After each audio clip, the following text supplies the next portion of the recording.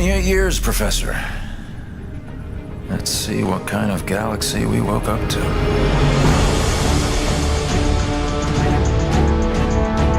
We had a very specific story we wanted to tell, and in particular, new characters that we wanted to introduce. And I think RTS players have higher expectations from story, and we wanted to make sure we did that in the strongest way possible. At the end of the original game, the Spirit of Fire and its crew were adrift in space. The crew's in cryosleep, and fast forward 28 years later to Halo Wars 2, they awake to find themselves above a Forerunner installation. Halo fans, especially those who've played Halo 3, will recognize it as the Ark.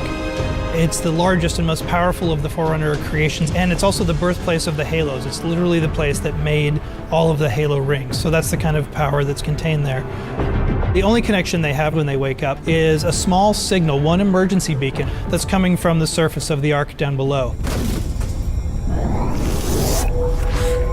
We wanted to put everybody in this position where things are different, things are new, no one's really sure what's going on. You know, Isabel is a very different kind of AI. She's a logistics AI. She's not a military AI. She is not like a Cortana or a Serena. She shows up in a way that we haven't seen AIs behave in Halo before. She's freaked out. She's seen all of her friends die. She's seen her outpost destroyed. She's a little trepidatious, does not want to stick around. She warns them that something bad is still on the Ark and that they need to run away.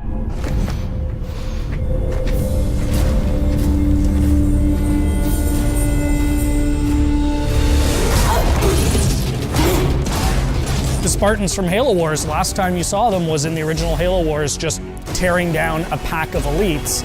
And here are those same Spartans being taken apart by one guy. Who is this guy?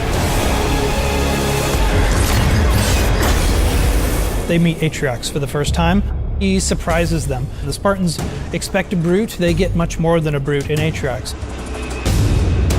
There's actually more to this guy. He's not just a really strong brute. He's good at tactics, he's good at outthinking his opponents. That was the genesis of that character, of what if one brute was not only stronger than the others, but also incredibly intelligent. Atriox is something the universe hasn't seen before. The fact that he can surprise and then beat 3 Spartans in hand-to-hand combat sets the stage for who's in charge of the Banished and the kind of threat they pose. From a visual standpoint, we wanted to carry over enough of the original Covenant technologies, but at the same time being in your face, more about hard hitting and close combat. You know what a Wraith does if you've played Halo, but you've never seen a Wraith look like this before. Lots of layered armor, lots of ramming spikes, things that spoke to a brute's sensibilities and aesthetic choices. This is who they're going to have to fight. This is who Captain Cutter has to beat. Our astronavigation system can't pinpoint a location. We're not on the map anymore. But as the captain of this ship, he is 28 years out from his last set of orders. Like, what do you do when you are supposed to report into this hierarchy, but you literally haven't seen them for almost 3 decades? We didn't drift out of the galaxy in 28 years, Professor. The crew wakes up, they have no idea what's going on, and he comes across this massive banished force. He's always chosen his crew over his own advancement. They've been through hell and back, and they wake up in this universe they don't understand, and he's going to do whatever he needs to do to protect his crew. And that sets off a really fascinating face-off.